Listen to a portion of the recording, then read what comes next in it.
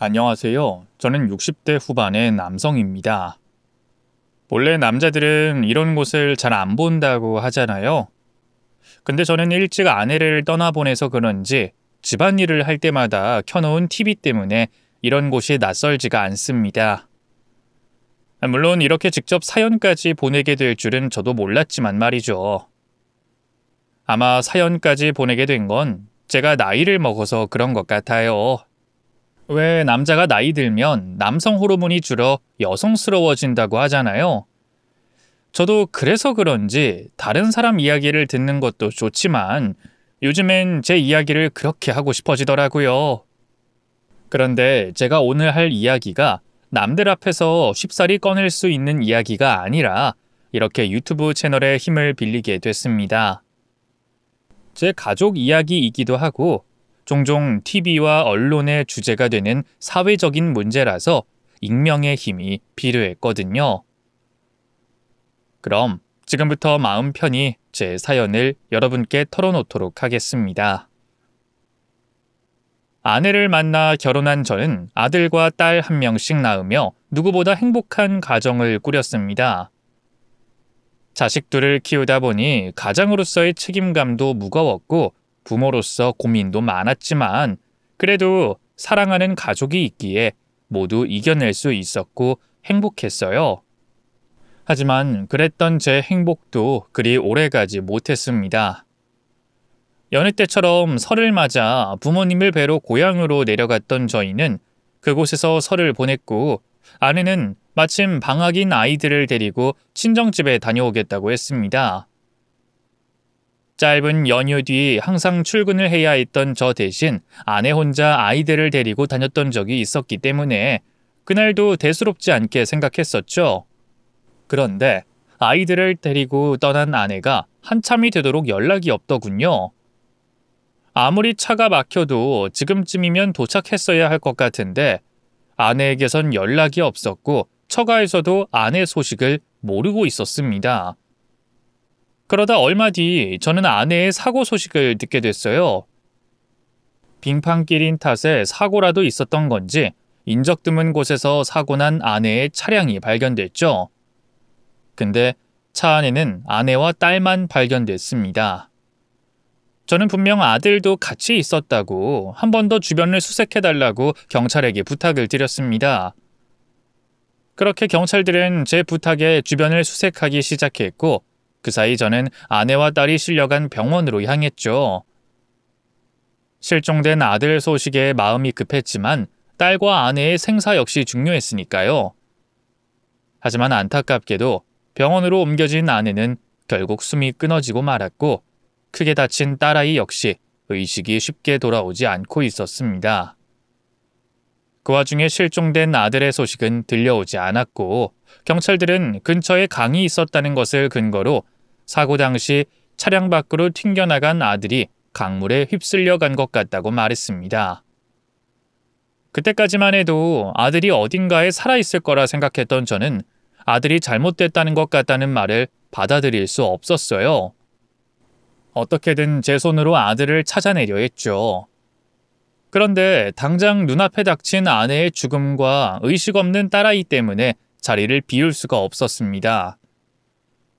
그렇게 제정신이 아닌 채로 아내의 장례를 치르게 됐고 세상을 떠난 아내를 그리워할 시간도 없이 의식이 없는 딸아이의 걱정을 해야 했죠. 그래도 다행히 딸아이가 아내의 장례식을 치르고 며칠 뒤 의식을 되찾게 됐습니다만 딸이 깨어났다는 기쁨도 잠시였죠. 경찰 측에서 결국 아들의 흔적을 찾지 못했다며 더 이상 수색이 불가능하다 알려왔거든요. 더 이상의 수색이 불가능하다는 말에도 인정할 수가 없었습니다. 분명 어딘가에서 내 아들이 아빠와 엄마를 찾고 있을 것 같았어요. 하지만 그렇다고 아들을 찾으러 나갈 수도 없었습니다. 이제 막 의식을 회복한 어린 딸이 있었으니까요. 깨어난 딸아이는 오랜 입원 치료 끝에 무사히 회복을 했지만 아직 어려서 그런지 엄마의 죽음을 이해하지 못하는 듯 했습니다. 깨어나자마자 엄마를 찾으며 오는 딸아이를 겨우 달래가며 저는 홀로 부모의 노릇을 해야 했죠. 직장 생활만으로도 벅찬 와중에 홀로 딸까지 돌보다 보니 하루 24시간이 모자랄 지경이었지만 그런 와중에도 아들이 살아있을 거라는 희망을 놓을 수 없었던 저는 딸을 데리고 아들을 찾으러 다니기도 했습니다. 하지만 그럴수록 저는 딸아이에게 소홀해질 수밖에 없었죠. 가뜩이나 엄마에 비해 한참 모자란 제가 딸을 키우다 보니 아이가 커갈수록 또래 친구들과 비교가 되기 시작하더군요. 머리도 옷도 추레한 모습에 딸아이에게 미안했던 저는 그제서야 아들을 포기하고 제 손으로 아들의 실종 선고와 사망 신고를 작성할 수밖에 없었습니다. 아들의 사망 신고서를 제 손으로 작성하며 가슴이 찢어지는 것 같았지만 가슴이 아플수록 의지를 다졌어요. 아내와 아들 몫까지 딸을 행복하게 해주겠다고 말이죠.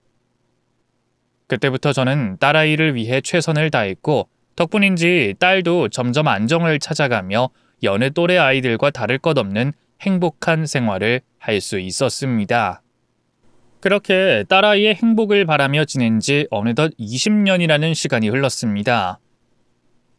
어릴 적 엄마를 잃고 그 후로 모자란 아빠 손에 자라며 고생도 많이 했던 딸아이는 어려움 속에서도 잘 자라며 남들과 다름없는 평범한 삶을 살고 있었죠. 미네가 어디 아픈 곳 없이 밝게 자라주는 것만으로도 고마웠던 저는 딸에게 더 바라는 것도 없었어요. 아직 20대 한창인 나이니 친구들과 청춘도 즐기고 하고 싶은 것도 마음껏 하며 자유롭게 지내길 바랬었죠. 그런데 그런 딸이 어느 날 갑자기 사귀던 남자친구와 결혼을 하겠다고 하는 겁니다. 아빠, 나 경준 씨랑 결혼하고 싶어. 허락해 줄 거지? 뭐? 그게 무슨 말이야? 결혼이라니?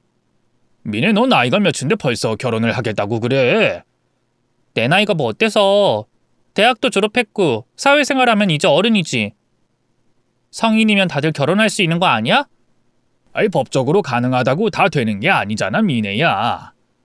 아직 못 해본 것도 많은 애가 벌써 결혼이라니. 너무 급한 거 아니니?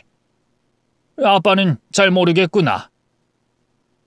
당시 딸아이는 이제 막 대학을 졸업한 사회초년생이었고 결혼을 하기에는 너무 이른 나이였습니다. 거기다 결혼하겠다는 남자친구와 만난 지 얼마 되지 않은 상황이었죠. 그런데 남자친구와 갑자기 결혼하겠다니 아버지인 제 입장에서는 황당하기만 할 따름이었습니다. 그래서 저는 결혼을 서두르지 말고 천천히 생각하라며 딸을 달래봤지만 딸은 그럴 생각이 없었던 건지 기어이 제 앞에 남자친구를 데리고 왔더라고요. 안녕하십니까, 아버님. 저 미네랑 교제 중인 최경준이라고 합니다. 젊은 목사로 목회 활동을 한다는 딸의 남자친구는 알고 보니 저희 딸보다 나이도 훨씬 많았습니다. 8살의 나이차가 있다 보니 남자 쪽은 결혼이 급할 만도 했죠. 어쩌면 그래서 저희 딸이 서둘러 결혼하겠다고 우기는 게 아닐까 싶었습니다. 그래도 다행이라면 목사라서 그런지 사람은 선해 보였어요. 하지만 저는 목사라는 직업도 별로 마음에 들지 않았습니다. 경제적으로 여유도 없어 보였고 제가 무교라 잘은 모르지만 사모가 되면 교회 일로 이것저것 신경 쓸 일이 많다고 들었거든요. 또 교회 일을 하면서 남편 뒷바라지까지 해야 한다고 들은 적이 있어서 여러모로 딸이 힘들 것 같았습니다. 엄마 없이 어렵게 자란 딸이 평범한 남자를 만나 행복한 가정을 꾸리길 바랬던 저는 딸을 걱정하는 마음에 그 결혼을 반대할 수밖에 없었죠. 저는 미네를 설득해보려 했지만 딸아이는 쉽게 고집을 꺾지 않았고 결국 저는 복잡한 마음에 딸의 남자친구를 찾아가게 됐습니다. 저희 딸은 아직 어리고 뭘 몰라서 저런다 해도 한참 나이 많은 남자친구라면 그나마 말이 통하지 않을까 싶었거든요. 두 사람이 어느 정도 마음이 깊은지 내가 다 알진 못하지만 이 결혼은 연애와 다르다는 거 자네도 모르지 않지 않나? 자네는 결혼이 급할 수도 있지만 미네는 아직 어리고 철이 없다네. 걔는 그 나이에 결혼한다는 게 어떤 책임을 가져야 하는 일인지도 모를 거야. 그러니까 자네가 미네를 설득해서 결혼에 대해 신중히 생각할 수 있게 충분히 시간을 좀 가져주게. 무슨 말씀이신진 충분히 이해했습니다. 미네가 저보다 한참 어리기도 하고 제 능력이나 여러 가지로 걱정이 많으시겠죠. 저도 미네를 위하는 마음은 진심이고요. 아버님 말씀 따르는 게 저나 미네한테 도움이 될 것 같으니 그렇게 하겠습니다. 미네가 충분히 생각할 때까지 제가 기다리겠습니다. 다행히도 딸의 남자친구는 말이 좀 통하는 듯 보였고 제 부탁도 들어주겠다고 했습니다. 저는 그 말을 믿고 안심을 하고 있었죠. 하지만 그 일이 있고 얼마 되지 않아 딸아이는 제게 혼인신고를 했다고 통보를 해오더군요. 아빠, 나 결국 혼인신고했어. 아빠가 걱정하고 반대하는 건 알겠지만 나도 다 큰 성인이고 이 정도는 내가 결정할 수 있는 일 같아. 혼인신고까지 한 상황에 더 이상 반대할 순 없잖아. 그러니까 이제는 아빠도 그냥 축하해줬으면 좋겠어. 아버님, 죄송합니다. 미네 고집이 하도 세서 제가 말릴 수가 없었습니다. 사위의 약속을 믿고 있던 저는 저 몰래 혼인신고를 했다는 말에 큰 배신감을 느낄 수밖에 없었습니다. 이렇게 내 뒤통수를 치나 싶어 사위가 괘씸했지만 이제 와서 혼인신고까지 한 두 사람을 떨어뜨려 놓을 수도 없는 마당이었어요. 마지못해 사위를 인정할 수밖에 없었습니다. 이왕 이렇게 된 거 딸이 그토록 원하던 결혼을 하고 행복하게 살길 바랬죠. 그런데 결혼식을 준비하던 중 저는 또 한 번 사위에 대해 몰랐던 것을 알게 됐습니다. 혼인신고를 먼저 하게 됐지만 이제라도 정식으로 갖출 건 갖춰야 할 것 같아 상견례를 하고 결혼식을 올리려고 했더니 그제서야 사위가 자신이 고아라는 것을 밝힌 겁니다. 아니 어떻게 그런 걸 속일 수가 있나? 자네 처음부터 날 농락한 거야? 분명 미네를 위해서 충분히 시간을 가져달라고 부탁했을 때도 알아들었다 해놓고 때때문 혼인신고했다면 날 찾아오고 이제는 사실 고아였다고? 지금 내가 이 말을 어떻게 받아들여야 하는 건가? 정말 죄송합니다. 저도 거짓말을 하려던 건 아니었는데 장인어른께서 가뜩이나 저를 못마땅해 하시는 와중에 고아라는 얘기까지 듣게 되시면 절 절대 인정하지 않으실 것 같았습니다. 그래서 사실대로 말하기 어려워서 얘기를 못 드렸던 것뿐입니다. 하지만 절대로 장인어른을 속이려는 생각은 아니었습니다. 제가 반대할까 싶어 두려움에 차마 말하지 못했다는 사위의 말에 저는 무슨 말을 할 수 없었습니다. 딸아이는 이미 알고 있었다니 이제 와서 두 사람이 이 일로 헤어질 것도 아닌 것 같았죠. 결국 결혼식은 사위가 운영하는 교회에서 소박하게 치러지게 됐어요. 이후 저는 어떻게든 사위를 좋게 이해해 보려고 했지만 이후에도 사위는 자꾸만 절 실망시키기만 했습니다. 결혼해서 내 딸 데려갔으면 가장으로서 책임을 다해야 할 텐데 자꾸만 이런저런 핑계로 제게 손을 벌리더군요. 거기다 딸을 통해서 무교인 저를 전도하려고 하고 죽은 아내와 아들의 제사를 지내는 제게 참견하기까지 했습니다. 아버님, 사위가 목사인데 어떻게 제사를 지내시겠다고. 제사는 미신적인 거예요. 우상 숭배하지 마시고 주님께 의지하셔야죠. 이런다고 해서 돌아가신 장모님이 좋아하시겠어요? 차라리 회개하고 천국에 가시도록 기도해 드려야죠. 갑자기 생긴 새 식구가 제 인생에 과하게 참견을 하는 것이 불편했던 저는 사위를 멀리하게 됐고 웬만하면 딸만 따로 보고 지내려 했습니다. 그런데 어느 날 딸아이가 사위에게 법적 문제가 생겼다며 제게 도움을 구하더군요. 남편 일로 큰 돈을 요구하고 심지어 생활비까지 없어 허덕이는 딸의 모습에 저는 너무 화가 났습니다. 이렇게 고생시키려고 애지중지 키웠던 딸이 아닌데 결혼 전보다 못하게 사는 딸의 형편에 저는 사위를 불러 크게 야단을 칠 수밖에 없었죠. 자네는 생각이 있는 건가 없는 건가? 남의 귀한 딸 데려갔으면 고생이라도 시키지 말아야지. 대체 어쩌고 다니길래 내 딸이 자꾸 나한테 와서 손을 벌리게 해? 자네 이러려고 내 딸 데려갔나? 이럴 거면 반대할 때 포기했어야지.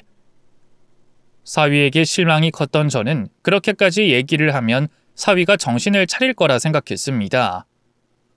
그런데 몇 달 만에 찾아온 사위는 제게 또다시 도움을 구하더군요. 장인어른, 이번 한 번만 도와주시면 다신 이런 부탁드리지 않겠습니다. 저희한테 정말 좋은 기회가 왔거든요. 미국으로 가기만 하면 금방 자리 잡을 거고 저도 더 이상 미네 고생시키지 않을 겁니다. 사위는 좋은 인연으로 미국에 있는 한인 교회로 가게 됐다며 제게 마지막 도움을 구했습니다.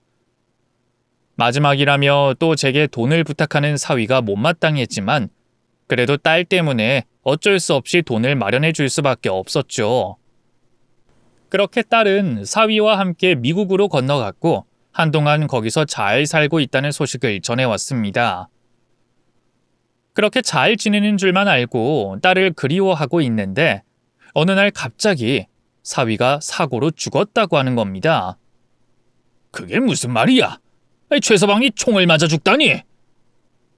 사고로 죽었어. 그래서 사고 처리 비용이나 장례 비용이나 이래저래 돈이 필요해. 나도 아빠한테 이런 부탁 더 이상 하고 싶지 않았어. 근데 결국 우리가 미국까지 온 것도 미국에서 남편이 죽은 것도 전부 아빠 탓이잖아. 모든 게 제 탓이라는 딸은 저를 원망하며 제가 그동안 몰랐던 사실을 털어놨습니다. 내가 그동안 얼마나 힘들었는데. 엄마 죽고 나도 너무 힘든데 아빠는 오빠만 그리워했잖아. 그래서 내가 얼마나 외롭고 불안했는지 알아? 거기다 경찰도 못 찾은 아들 찾겠다고 나 데리고 다니면서 여기저기 다녔던 거 난 그것도 너무 싫었어. 그나마 아빠가 중간에 정신 차리고 나한테 관심 쏟아줘서 방황하지 않았지만 아빠가 속으로 오빠를 그리워하던 거 내가 몰랐을 줄 알아? 그래서 그런 아빠 때문에 나는 힘든 티도 못 내고 참아야 했어. 늘 오빠 몫의 부담감까지 내가 가지고 살아야 했다고. 힘든 티 하나 못 내고. 그랬던 나한테 처음으로 온전한 내 편이 되어준 게 남편이었어. 나 힘든 거 알아주고 나 챙겨주는 그 사람이 내 유일한 안식처였고. 그래서 어린 나이지만 결혼할 수밖에 없었던 거야. 근데 아빠는 그런 내 맘도 모르고 무작정 그 사람을 못마땅해 했잖아. 잘해보려는 사람한테 모진 소리만 하고 꼭 그렇게 괴롭혀야 했어? 그래서 우리가 견디다 못해서 아빠한테 벗어나려고 미국으로 왔던 거야. 근데 결국 미국에서 남편마저 잃고 그럼 난 이제 어떡해? 이게 다 아빠 때문이야. 아빠가 내 인생 물어내. 전혀 몰랐던 딸의 속마음에 저는 큰 충격을 받을 수밖에 없었습니다. 딸이 평생 제게 그런 원망을 가지고 있었을 거라 생각하니 미안해서 어쩔 줄 모르겠더라고요. 그래서 저는 딸에게 미안하고 죄스러운 마음에 뭐든 하겠다고 말했습니다. 그러자 딸은 저와 평생 보기 싫다며 미국에서 혼자 자리 잡기 위한 자금을 보내달라 말했고 딸에게 조금이라도 사죄하고 싶었던 저는 더 묻지 않고 제 모든 재산을 딸에게 보내주게 됐습니다. 하지만 그렇다고 해서 딸아이가 저와 완전히 연을 끊을 거라고 생각하진 않았습니다. 부모와 자식의 연이 끊겠다 마음을 먹는다고 끊어지는 건 아니니까요. 그때 딸아이는 남편의 갑작스러운 죽음에 너무 충격을 받아 저에게 원망을 쏟는 거라고 생각했어요. 그래서 진정이 되면 제게 연락을 해올 거라고 생각했죠. 그래서 딸아이의 연락을 기다렸습니다. 그런데 딸은 몇 년을 기다려도 제게 단 한 번도 연락하지 않았어요. 물론 딸에게서 연락이 오길 기다렸던 것만은 아니었습니다. 제가 직접 연락도 해봤고 아는 지인을 통해 딸아이가 어쩌고 있는지 확인 좀 해달라고 부탁했었죠. 그런데 산다는 곳에 딸아이가 없었어요. 지인이 주변 이웃들에게 알아본 바 딸아이는 제게 사위가 죽었다고 연락을 한 날 이후 얼마 지나지 않아 동네를 떠난 듯 보였습니다. 하지만 이웃들 역시 딸아이가 언제쯤 사라졌는지 모르고 있었어요. 이웃들은 어느 날 갑자기 딸아이가 쥐도새도 모르게 사라졌다고 했죠. 그때부터는 딸아이를 추적할 수가 없더군요. 한국 땅의 100배가 되는 미국에서 딸아이의 흔적을 찾는 건 불가능한 일이었죠. 혹시 한국으로 들어오진 않았을까 싶어서 딸아이의 친구들에게 연락을 돌려봤지만 그것도 별 소득은 없었어요. 어떤 친구는 딸아이의 결혼 소식조차 모르기도 했고 어떤 친구는 아직 미국에 있는 줄 알고 있었죠.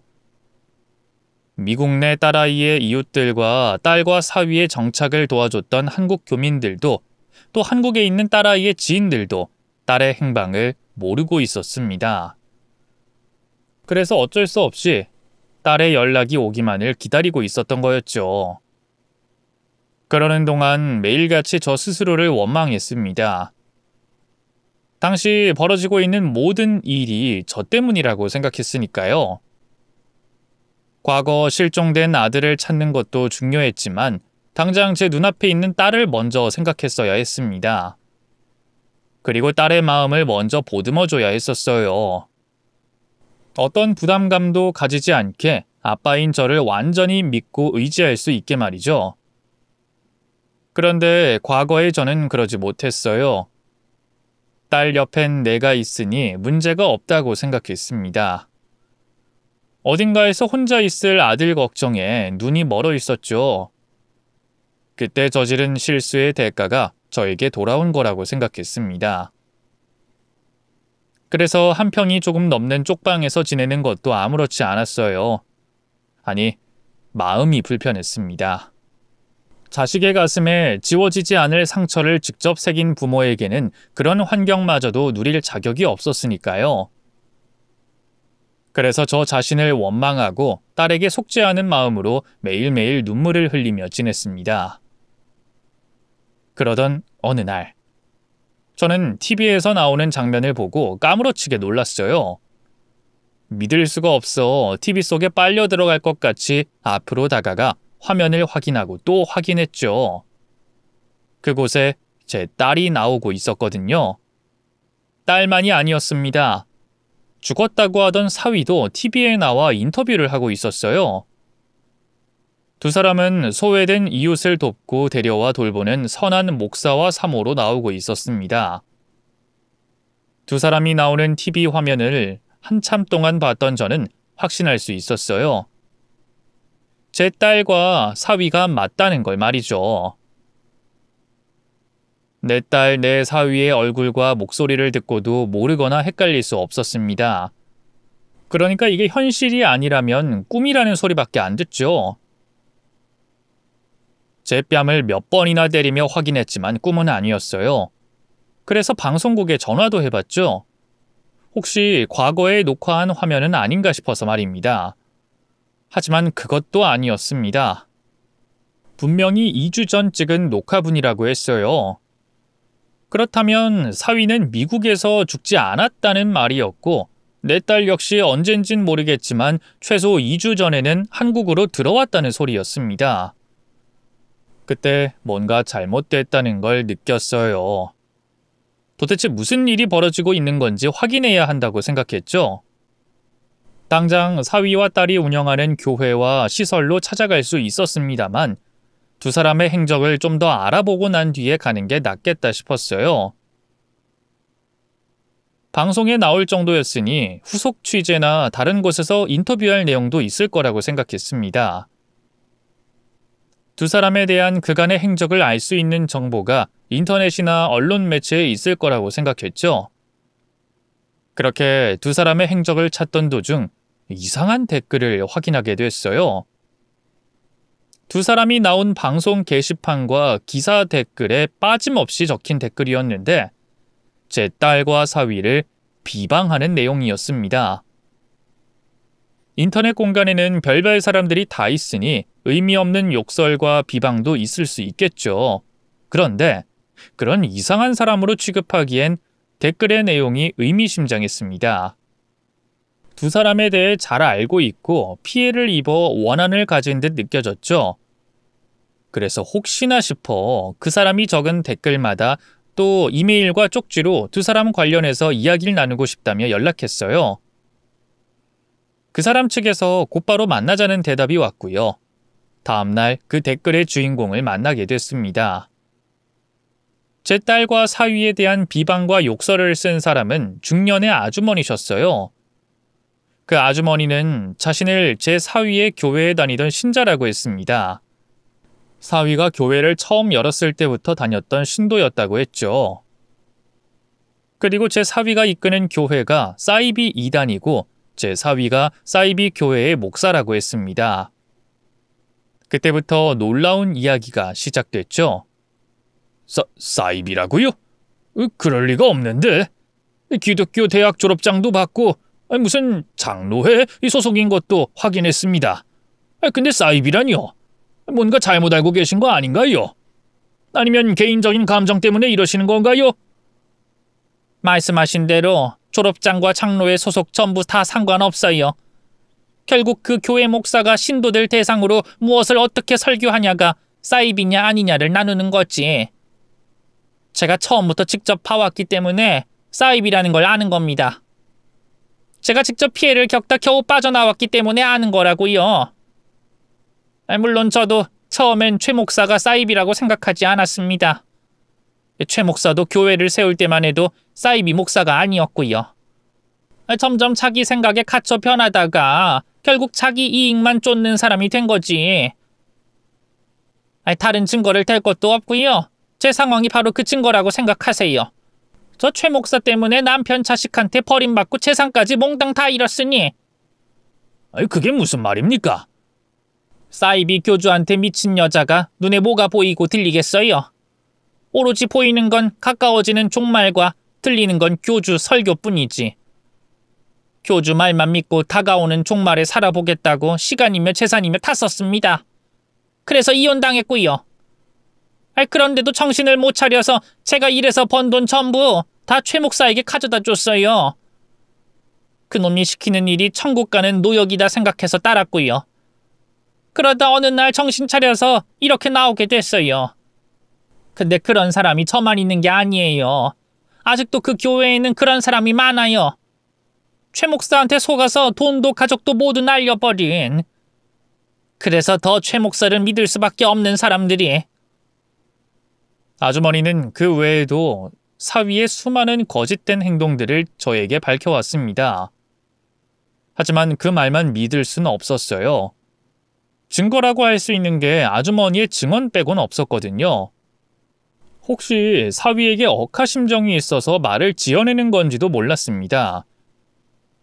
그런데 그 다음 아주머니께서 꺼낸 말로 혹시나 싶었던 의심은 모두 사라졌어요. 저와 딸아이가 마지막으로 나눈 대화를 그 아주머니께서 알고 있었거든요. 그러다 제가 그곳에 나오게 된 결정적인 계기는 최 목사 사모 때문이었어요. 사모라는 사람이 자기 부모한테 최 목사가 죽었다는 말까지 하면서 돈을 뜯어내는 말을 듣게 됐거든요. 눈물까지 흘리면서 뻔뻔하게 최 목사가 죽었다고 하는데 소름이 돋더라고요. 그 옆에 흡족한 미소 짓고 있는 최 목사도 그렇고 그때 의심이 들었어요. 이 모든 게 거짓이 아닐까라는, 내가 속은 게 아닐까라는 의심이 말이죠. 그러다 나오게 됐어요. 근데 제 딸과의 통화한 내용은 어떻게 아십니까? 혹시 제 딸과 미국에 같이 생활하셨나요? 네? 딸이요? 그럼 최 목사 사모가... 네, 맞습니다. 최 목사가 제 사위가 되고 사모가 제 딸 자식입니다. 전부터 사실대로 말씀드리지 못해서 죄송합니다. 어떤 분인지 몰라서 제 정체를 사실대로 밝힐 수가 없었네요. 아니에요. 제가 그 통화를 못 듣고 최 목사가 어떤 사람인지 몰랐으면 몰라도 다 아는 상황에서 아버님께서 어떤 일을 겪으셨는지 충분히 예상됩니다. 저와 결은 다르겠지만 똑같은 피해자시겠죠. 그럼 물어보신 질문에 대답하자면 저 역시 최 목사를 따라 미국에 갔었고 그래서 통화를 엿들을 수 있었죠. 아주머니는 제가 최 목사 사모의 아버지라는 걸 알고도 차분했어요. 그리고 제게 어떻게 된 일인지 설명해줬죠. 아버님께서는 최 목사가 미국에 가게 된 이유를 따님과 통화한 내용으로 알고 계실 거예요. 근데 아닙니다. 이 최 목사는 두 가지 이유가 있어서 미국으로 떠났던 거였어요. 우선 첫 번째로 최 목사가 금전 관계가 문제가 있었어요. 교회에 쓸 돈이라고 몇몇 신도들한테 돈을 빌렸는데 그걸 전부 개인적인 비용으로 썼거든요. 그래서 사기로 고소하겠다는 사람도 있었고 이 당시 교회로 찾아와서 흔히 깽판이라고 하는 난동을 부린 신도도 있었어요. 그래서 도피 목적으로 미국을 가려고 알아봤고요. 근데 잠시만요. 돈 때문이라면 한국에서든 미국에서든 저를 속인 것처럼 꾸며서 하면 되는 거 아닙니까? 어차피 저한테 돈을 빌려서 해결할 거면 굳이 미국까지 갈 필요가 있나요? 아유, 그렇죠. 돈 때문이면 나머지 신도들이나 아버님을 통해 해결할 수 있었겠죠. 근데 문제는 그 일로 교회 내에 최 목사에 대해서 수군거리는 사람들이 생기고 있다는 거였어요. 말씀처럼 돈이야 어떻게든 해결하면 되는데 교회 신도들이 한번 떠나면 다시 데리고 올 수 없거든요. 그때는 지금처럼 신도들이 많은 편도 아니어서 신도 한 명 한 명이 큰 돈줄이자 생명줄이었어요. 저희가 밖에서 일해 번 돈을 바쳐서 최 목사가 생활할 수 있었으니까요. 그래서 금전적인 문제에서 도피하고자 의심이 싹트고 있는 신도들의 믿음을 다시 한번 확고히 하고자 또 거짓 예언을 한 거예요. 미국으로 가서 우리들만의 지상 낙원을 만들어야 한다고. 다가올 종말에 살아남을 수 있는 땅이 미국에 있다면서 말이죠. 아버님께서 듣기엔 허무맹랑한 소리로 들리시겠지만 하루 종일 심판의 날이라는 세상의 종말을 두려워하는 저희에게는 그 말이 유일한 살 길이고 빛으로 보였습니다. 그래서 많은 신도들이 미국으로 갈 준비를 했어요. 형편이나 개인적인 사정으로 바로 오지 못하는 신도들은 남아서 최 목사의 경제적인 부분을 돕다 넘어가기로 했고요. 어쨌든 최 목사는 그래서 떠난 겁니다. 금전적인 문제랑 교회 내부의 문제를 해결하기 위해서. 근데 미국에서도 최 목사 계획대로 일이 풀리지 않았어요. 연고가 없는 곳에서 목회 일은 하는 건 쉽지 않은 일이었으니까요. 그때부터 최 목사와 따님이 이상한 계획을 세우더라고요. 저야 언뜻 들어서 처음엔 잘 몰랐지만 나중에 통화를 듣게 돼서 알게 된 거죠. 아까도 말했듯이 그때 뭔가 내가 잘못된 행동을 하고 있다는 걸 깨달았습니다.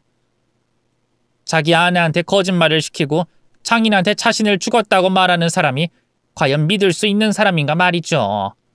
그러다 이전에 있었던 일들을 다시 되짚어보게 됐어요.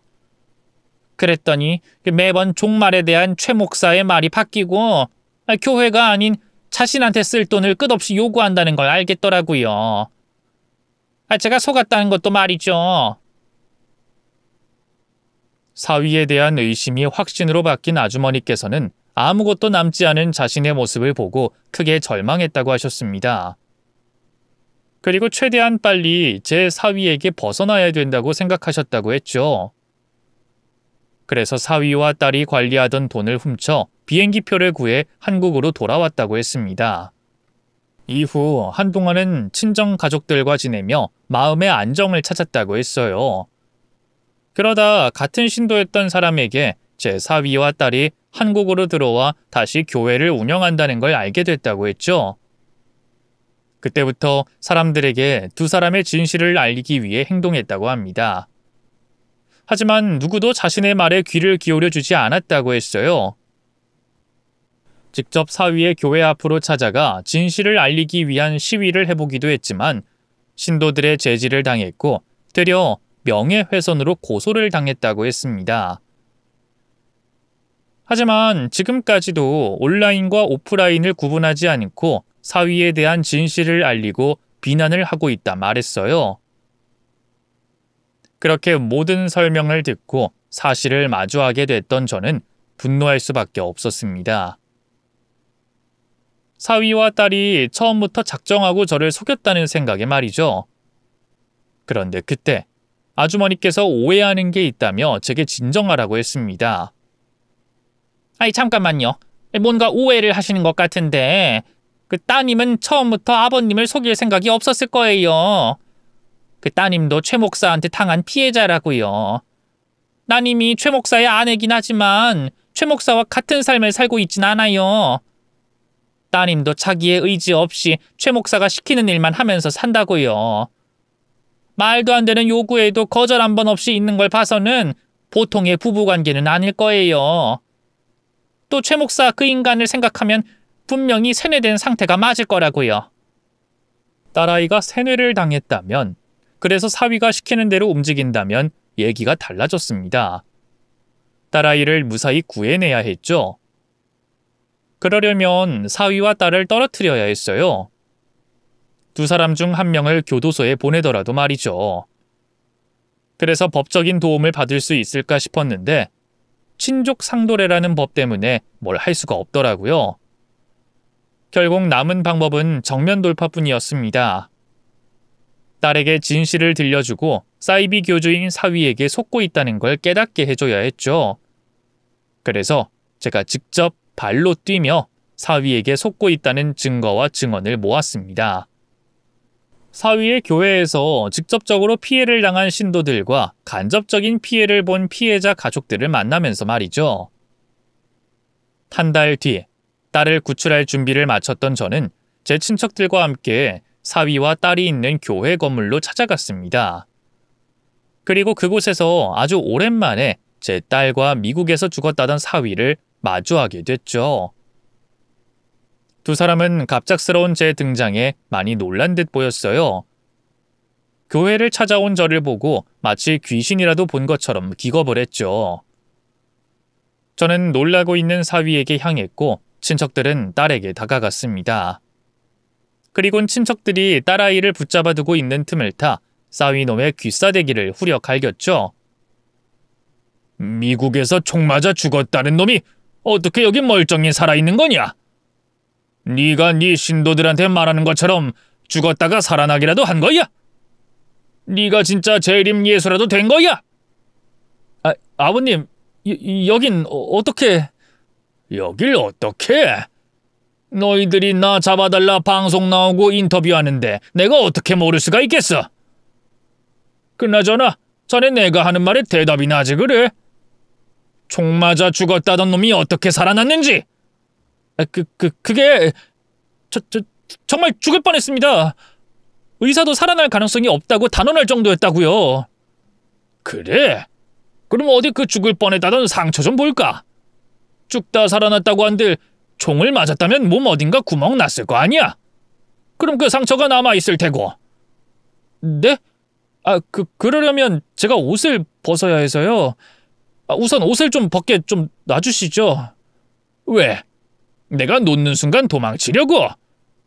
네 아내가 저기 있는데 너 혼자 도망치겠다고? 미친놈. 어디 끝까지 내 앞에서 거짓말을 하려고 해? 내가 네 뱀 같은 혓바닥에 놀아날 줄 알았어? 네 놈의 어설픈 거짓말에 속을 줄 알았냐고?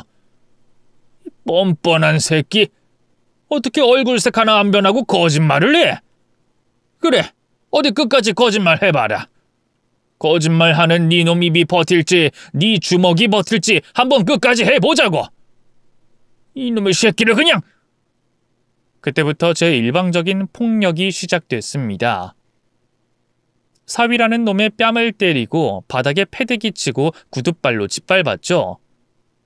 그러자 친척들에게 붙잡혔던 딸아이가 격한 반응을 보였어요. 아빠 지금 뭐하는 짓이야?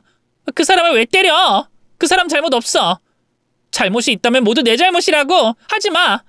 하지 말란 말이야. 미네야, 너 이 녀석한테 속은 거야. 아빠 다 알고 왔어. 이 녀석이 어떤 녀석인지 다 알고 왔다고. 미네, 너도 아주 모르는 거 아니잖아. 이 녀석 사이비 사자라는 거 너도 보고 들은 게 있어서 알잖아.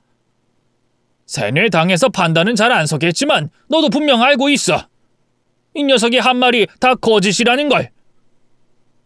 미네야, 제발 모든 걸 객관적으로 생각해봐, 응? 무슨 말도 안 되는 소리야. 아빠 사탄 들렸어? 세뇌고 거짓말이고 다 무슨 말이냐고. 경준씨 때리지 마. 때리지 말라고. 제 앞에서 뻔뻔하게 거짓말하는 사위를 보면 딸아이가 자신이 속았다는 걸 느끼지 않을까 작은 기대를 가졌습니다만 헛된 기대였어요. 사위에게 세뇌를 당한 딸에게는 제가 자기들을 이유 없이 괴롭히는 악마였죠. 저는 딸과 무의미한 입씨름을 할 수 없었습니다. 사위 녀석을 패 죽여서라도 딸의 세뇌를 풀 수 있게 해야 됐죠. 너 이 새끼! 내 딸을 저 지경으로 만들어? 네가 그러고도 무사할 줄 알아? 너 오늘 내 딸에게 건 세뇌 풀지 않으면 그날로 끝인 거야. 미국에서 총 맞아 죽었다고 말했던 것처럼 내가 정말 세상 하직하게 만들어줄 테니까 무슨 수를 써서라도 내 딸 정상으로 돌려놔. 알겠어? 아버님, 무슨 오해가 있으신 것 같습니다. 정말 아니에요. 제가 다 설명할게요. 그러니 진정하시고 앉아서 대화하시죠. 네? 네가 또 그렇게 나오겠다는 거지? 그럼 나도 어쩔 수 없지. 아버님, 잠시만요. 잠시만요. 저는 아직 정신을 못 차린 듯한 사위놈에게 또다시 주먹과 발을 썼습니다. 그때는 좀 전보다 더 힘이 실렸어요. 세뇌를 당한 딸의 모습을 직접 확인하게 되니 미칠 것만 같아서 말이죠. 그렇게 한참을 사위 녀석을 패고 있던 중이었는데 갑자기 여러 명의 사람이 문을 열고 들어왔습니다. 교회 신도로 보이는 사람들은 저에게 맡고 있는 사위 모습에 깜짝 놀라며 경찰에 신고하려고 했어요. 경찰이 개입된다면 제가 불리할 게 뻔했습니다.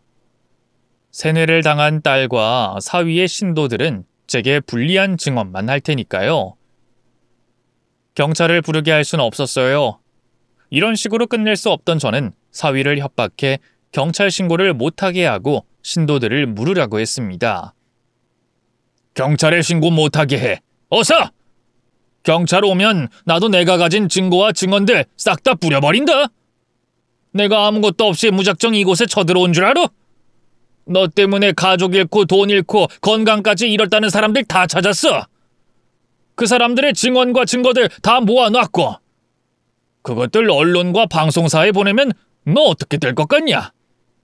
너 방송 기어 나온 거 보면 그걸 통해서 새 신도들이나 유명세를 바라는 것 같던데 이게 방송 나오면 어떻게 될 것 같아?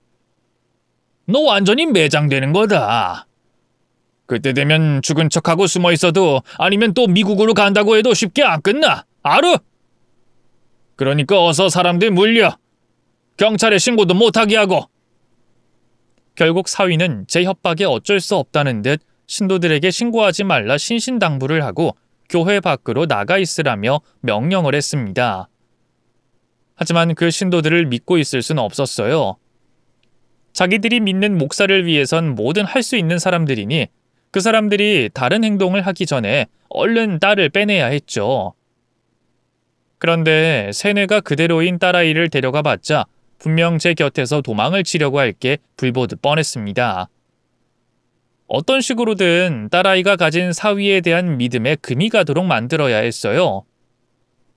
그래서 방금 전 협박을 그대로 하면서 모든 걸 이실직고하라고 말했죠.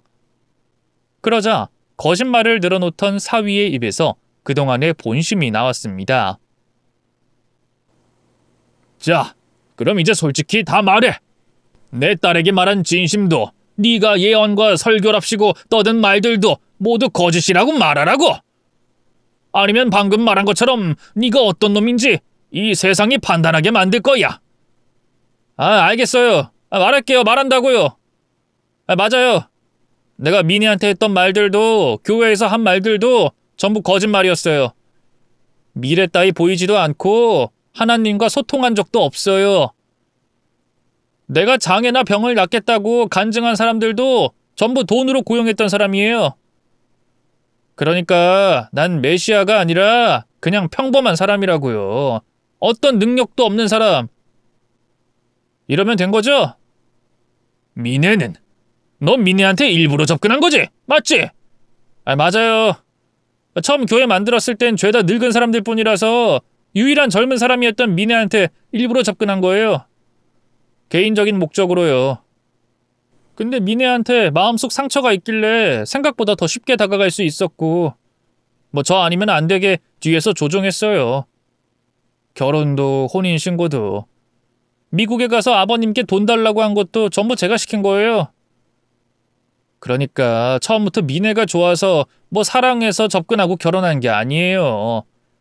처음엔 그냥 연애 목적으로 여자가 필요했고 신도가 많아지면서 더 신뢰가 가도록 아내가 필요했어요.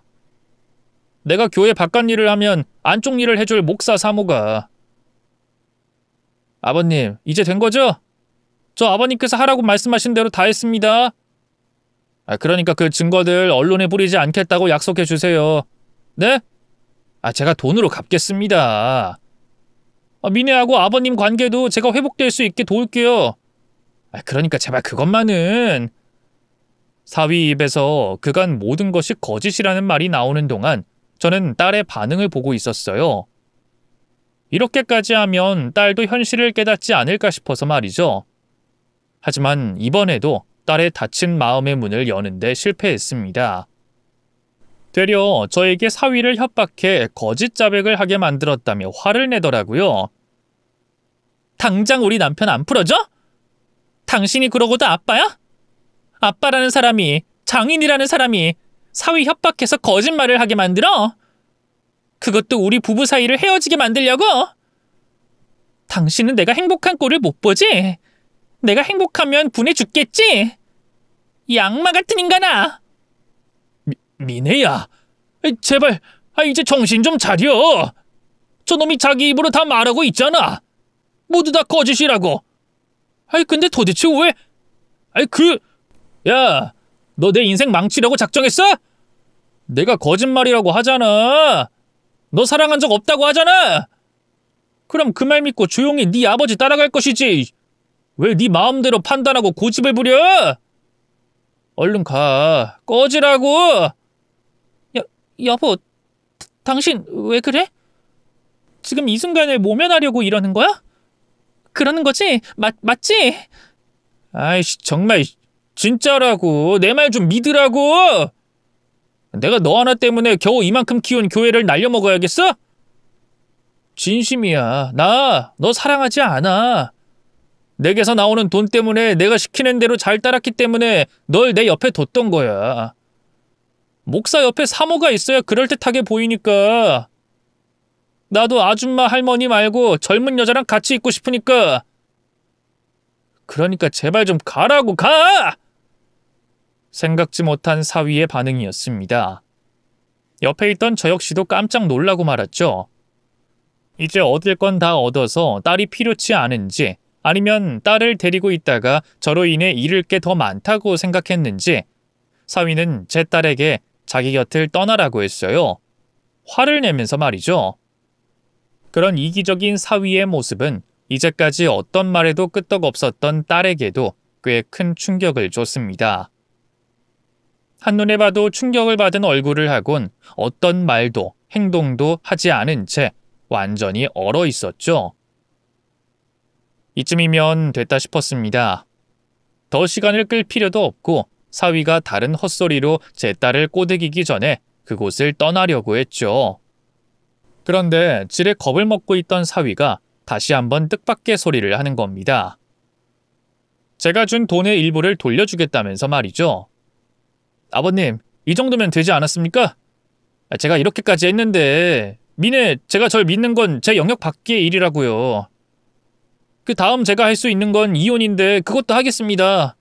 아버님께서 이혼하라 말씀하시면 하고 미네, 제가 합의 이혼 서류 가지고 오면 쓸게요. 그러니 제발 그 증언들만 저한테 넘겨주세요. 네? 아차, 제가 아버님께 받은 돈도 돌려드릴게요. 물론 지금 당장은 원래 주신 금액에 조금 모자란 돈이긴 합니다만 곧 원금에 이자까지 쳐서 갚겠습니다. 이러면 어떻게 좀 안 될까요? 뭐?